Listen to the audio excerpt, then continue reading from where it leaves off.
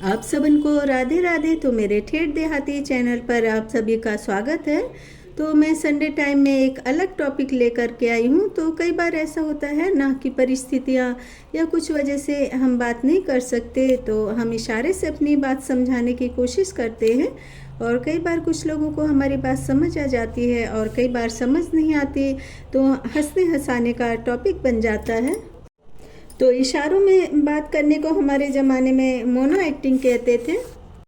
और मेरे मायके में जब भी हमारे मोहल्ले में ऑर्केस्ट्रा का प्रोग्राम होता था ना, तो एक मोनो एक्टिंग वाले कलाकार ज़रूर मोनो एक्टिंग की प्रस्तुति देते थे। और उस वक्त मुझे समझ नहीं आता था, मैं सोचती थी ये किसी टाइप का डांस होता होगा। लेकिन कुछ लोग इस कला में इतने पारंगत होते हैं कि उन्होंने इस कला को अपना प्रोफेशन बना लिया और पूरे विश्व में अपनी कला से प्रसिद्ध हो गए। और किसी भी कला को निखारना, उसको दर्शकों तक पहुंचाना और ख्याति प्राप्त करना रातों रात का खेल नहीं है।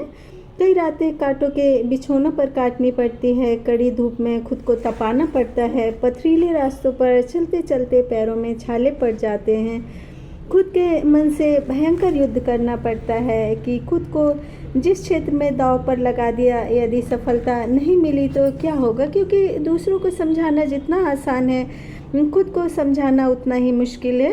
और मैं भी बचपन से आज तक ऐसी ही मुश्किलों, असंभावनाओं की भट्टी में तपी हूँ, लेकिन कभी भी मैंने अपने कदम पीछे नहीं किए। सोचती हूँ कहीं हार भी गई तो ज़िंदगी कि आखिरी सांस तक कुछ और मुश्किलों और असंभावना के वक्त मैं खुद को झोंक दूंगी।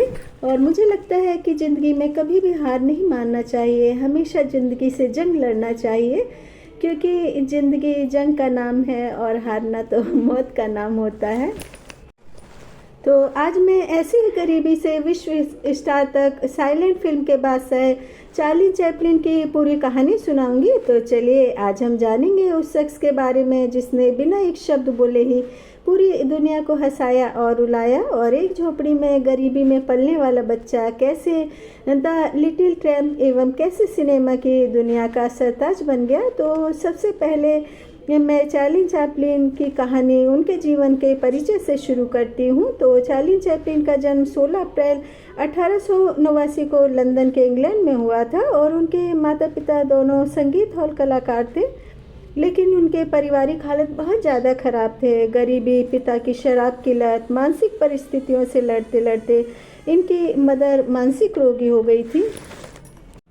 इनके घर के माली हालत इतने ज़्यादा ख़राब थे कि मात्र 5 वर्ष की उम्र में मां की जगह मंच पर प्रदर्शन किया था। और एक तरफ तो तालियों की गड़गड़ाहट गूंज रही थी और दूसरी ही तरफ 5 साल का नन्हा चार्ली चैपलिन ये सोच रहा था कि मुझे मालूम नहीं इस शो में कितने पैसे मिलेंगे जो कि मेरे घर के खर्चे के काम आएंगे। मेरे घर का खर्च पता नहीं चल पाएगा कि नहीं, आज घर पे चूल्हा जलेगा कि नहीं। तो उनकी गरीबी, संघर्ष, सारे अनुभव उनके ट्रैम्प के किरदार में भावनात्मक आधार बने। और हम लोग शादी पार्टी में जाते हैं ना, तो वहाँ बच्चों के मनोरंजन के लिए जोकर या फिर हवा वाले बैलून के अंदर जो भी व्यक्ति होते हैं ना, तो हमको उनके हाथ में थोड़े बहुत पैसे ज़रूर रखने चाहिए, उनका मजाक नहीं उड़ाना चाहिए। क्योंकि हमको नहीं पता उस जोकर या बैलून के अंदर छिपा व्यक्ति किन परिस्थितियों, किन हालातों से लड़ रहा है। और हम अपने स्टैंडर्ड के लोगों को महंगे महंगे गिफ्ट देकर या उनकी आवभगत करके कुछ समय के लिए तो खुश रख सकते हैं, लेकिन मजबूरों की मदद करके दिल को बहुत सुकून मिलता है। तो किशोर अवस्था में चार्ली चैपलिन ने द 8 लैंकाशायर लेट्स नामक नृत्य मंडली में हिस्सा लिया और फिर 1908 में वॉडेविल ग्रुप में काम किया।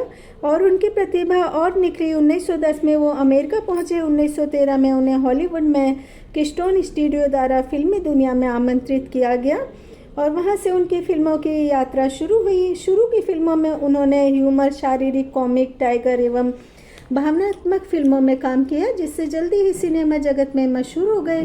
और 1914-15 के आसपास चार्ली चैपलिन ने अपनी प्रसिद्ध पहचान बनाई और द लिटिल ट्रैम्प छोटी टोपी पहन, काठी लिए, फटे जूतों में, झीनी दाढ़ी वाला, धीमी चाल, ऐसी चाल वाला व्यक्तित्व जिसमें कि गरीबी झलकती थी, दर्द झलकता था, खुद के लिए लापरवाही, कभी ना मिटने वाला गम, मासूमियत एक उम्मीद, सब कुछ तो था उनके किरदार में। लगता था हर किरदार में खुद की रियल लाइफ का रोल प्ले कर रहे, खुद की रियल लाइफ जी रहे हैं।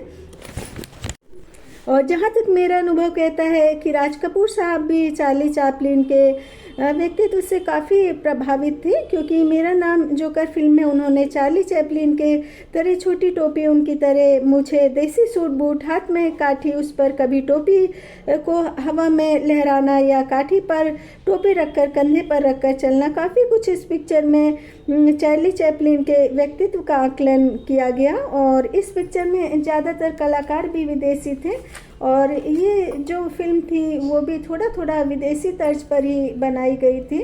और गाने में भी एकदम चार्ली चैपलिन की तरह जो इनकी पर्सनालिटी थी, जिसमें गाना था मेरा जूता है जापानी, ये पतलून हिंदुस्तानी, सिर पे लाल टोपी, फिर भी दिल है हिंदुस्तानी। तो इस पिक्चर में ये जो सीन था ना, इसमें जो राज कपूर साहब ने ड्रेसअप कर रखा था वो इन पर एकदम सूट कर रहा था, एकदम रियल से एक्टिंग लग रही थी। तो इस पिक्चर के एक सीन में न जाने क्यों बार बार मुझको एक अनसुलझी सी पहेली में उलझा सा खुद को देखती हूँ कि पिक्चर के सीन में राज कपूर साहब पिक्चर में अपने रोल के मुताबिक जोकर के रूप में एक छोटा सा गुड्डा जोकर लेकर रखते थे, और जब वो टॉय जोकर को ज़मीन पर रखते हैं और जब गाना शुरू होता है जाने कहाँ गए वो दिन, और जब वो गुड्डा धीरे धीरे बड़ा होता है, तो काफ़ी पहले भी इस पिक्चर का गाना मैं सुनती थी। मुझे इस गाने में इतना दर्द, इतनी ज़्यादा मजबूरी दिखती थी कि पता नहीं क्यों मुझे ऐसा लगता था कि कुछ मैजिक हो जाए, उस गुड्डे का दर्द हमेशा के लिए दूर हो जाए। और आज भी जब ये गाना सुनती हूँ तो लगता है कि पता नहीं क्यों ये गाना मेरे जीवन में कहीं ना कहीं मौजूद है। ऐसा भी हो सकता है कि शायद ये मेरी कल्पना हो। तो चार्ली चैपलिन ने कई शॉर्ट फिल्म भी बनाई जिसमें कि सिर्फ 10-20 मिनट की थी वो पिक्चर, पर इनकी सादगी, कॉमेडी और संवेदनशीलता ने दर्शकों के हृदय को छू लिया। और लिटिल ट्रैम्प सिर्फ हास्य कला का प्रतीक नहीं था, वो उस वक्त के गरीब, प्रवासी, वंचित इंसानों की उम्मीद, दर्द, हंसी, सब कुछ था। और उनकी पहली फिल्म द किड 1921 और मॉडर्न टाइम 1936 साउंड फिल्म आने के बाद भी साइलेंट स्टाइल एवं सामाजिक व्यंग से संबंधित छवि को उन्होंने बरकरार रखा। और द ग्रेट डिक्टेटर 1940 एक साहसिक फिल्म जिसमें उन्होंने हिटलर पर व्यंग किया, साथ ही राजनीतिक सामाजिक टिप्पणी भी की। और द गोल्ड रूज 1925 ट्रैम्प की सफ़र, भूख, संघर्ष और उम्मीद की कहानी, मशहूर दृश्य जूता पकाकर खाना जैसे हृदय विदारक दृश्यों ने मानवीय संवेदनाओं को झकझोर कर रख दिया था।